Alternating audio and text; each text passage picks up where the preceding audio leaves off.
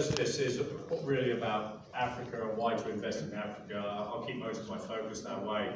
GoviEx was formed in 2007. It started exploration in Niger during the last real uranium bull market. We've taken the project from there from ground zero. We did 650,000 meters of drilling. We were running 20,000 meters a month. It's the largest drilling program anywhere in the world at the time. We've invested over $150 million into Niger so far. We took that project all the way through to full mine permit, and in 2016 we acquired two other projects, one in Zambia and one in Mali. Our focus is effectively becoming a uranium producer and developer, but we have considerable exploration upside on all the properties we have. I attend a lot of different conferences around the world, in Africa, in the Far East and in Canada. One of the points that I will make is we choose to be in Africa. There are many other places in the world you can be, and I've worked in many of them. We tend to find that Africa is one of the easiest places to work in. West Africa particularly, one of the key driving factors that we like West Africa, and no one has mentioned it today, but is OHADA. There is a standardized business law that covers the whole of West Africa. So whether you're working in Mali, Senegal, you're working in Niger, the business law is the same business law, and there is a standardized business court, tribunal court, if you have an issue with your government to go and deal with. You also have ECOWAS, so you have a standardized trading position. The question was asked earlier about, for Rwanda, why? Because in Niger, for example, 60 to 70% of the exports, as my Honourable Director General from Niger pointed out, is commodities out of Niger. It is a major part of development going forward. I'm going to come back to Niger separately, and one of the reasons I'm standing here today and as a sponsor is because of our support of Niger as a country and a mining jurisdiction. I have to do this as my pro-nuclear bit. Nuclear generation has grown massively. It has had two hiccups over its time.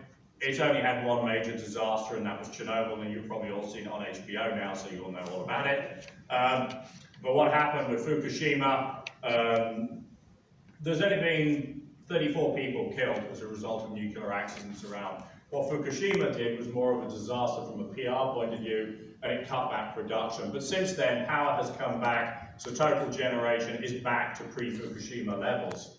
What is more important is that we are now running at the fastest construction rate of reactors that we've seen in the last 25 years. China is building 8 reactors a year. The World Nuclear Association and the World Bank, through its United Nations Energy Council, have worked out that the only way between now and 2050 you're going to stop a more than 2-degree increase in temperature is if you build 1,000 megawatts of nuclear generation. It is clean generation, and the Chinese are doing a really good job at cutting the costs and increasing the rate of construction.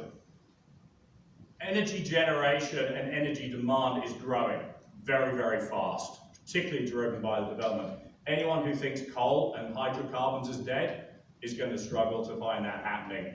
Far East particularly, India, China demand it. Their rate of growth of energy demand is outstripping any of the clean energy demands, with the exception of nuclear that can grow to that rate.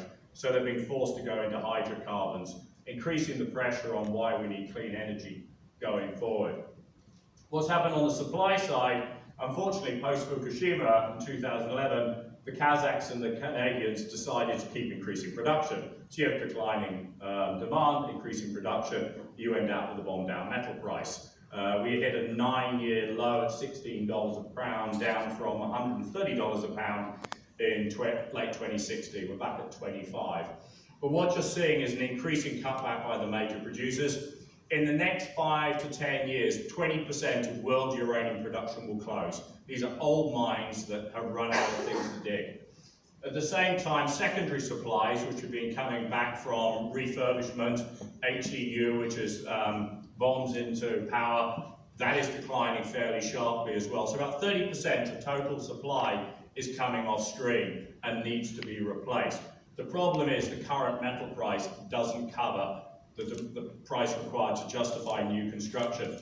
The other problem that you have, 80% of all uranium is actually sold under contract.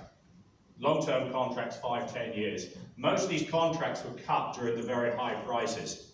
The contracts are unwinding, and they're unwinding very quickly. There is nothing in the spot market. The problem you now have is Cameco is looking to buy about 15 million pounds from a 150 million pound market total, and there's only 20 million in the spot market. So they're sucking in metal as well. You are going to see the uranium price climb very quickly soon, which really is why GoviEx is where GoviEx is. We're a developer. The first project off the rank for us will be our Madaouela project in Niger. Why? Why do we do Niger? Niger is a really advanced project from a uranium perspective. More importantly, it's got infrastructure, it's got power, it's got people, and it's got water. All the things that we need to develop a mine there. This is a 21-year mine life, but more importantly, we have a government that works with us all the way through. It took us 6 months to permit this mine. We were slightly upset because according to the law, it should only take 4 months, but 6 months is almost world record breaking. If you're trying to permit this project in Canada, 10 years minimum. That is why you operate in places like that. We did a full IFC standard ESIA done by SRK on our project. This thing's a beast. It's 18 inches tall if you want to spend a lot of time reading it. So you get to follow all of the rules. We get ECA-backed financing here. So governments around the world are willing to back Niger from a financing perspective going forward. It's a straightforward project, open pit mining, going underground. We're working on improving the economics. One of our biggest issues is transportation. We've got to go 2,500 kilometers by road. So we're bringing in new technology on this project to basically upgrade our feed before we even start putting consumables to it. So we can strip out about 80% of our production and still maintain 100% of our uranium as it goes into the acid leach tanks. So very much an area we're working strongly with the government. Question was asked earlier of the Rwanda minister, which is how do you protect future generations?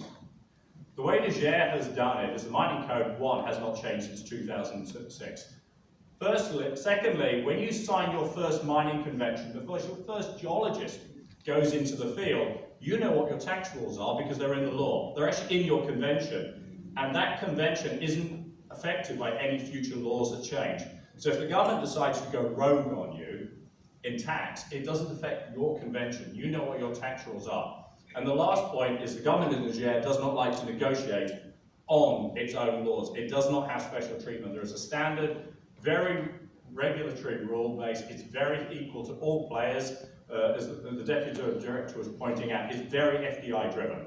And from that point of view, it works for everyone. We've had 7 ministers since we've been operating there. We've had no hiccups. We've got through all of our processes. So that's how government can work with it. What we as miners want is stability, and Niger's provided stability for a very long time going forward. We have Zambia as well.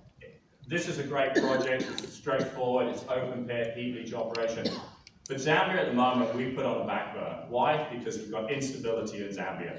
The tax law changes that they keep putting through are causing confusion. It's actually, we actually won on this one. We had a 9% royalty and they got rid of it and put in a new one for energy at 5%. We kind of scored, but that was an accident. But what it's shown is the government has to produce stability. Zambia at the moment is not providing stability on its tax rules. Niger is very much doing that going forward. But this is a great project. It can get going. It's got great people on it. We have only 4 expatriates working in our company. Everybody else in the company has an African passport, and no South Africans. I don't cheat by using that one as an example. Everyone in Zambia is Zambian, anyone in Niger is Nigerian, and all our Malians work on the Mali project. Why? Because the skills are there. We commit to those skills and we take that development forward. Got a management, I'll go through all of that very quickly.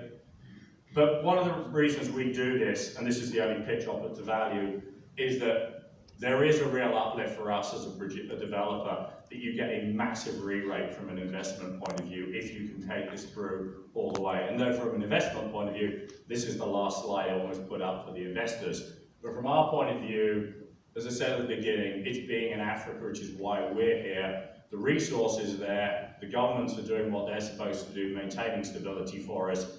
and more importantly, the skill sets are there for the people that we need to do. Thank you.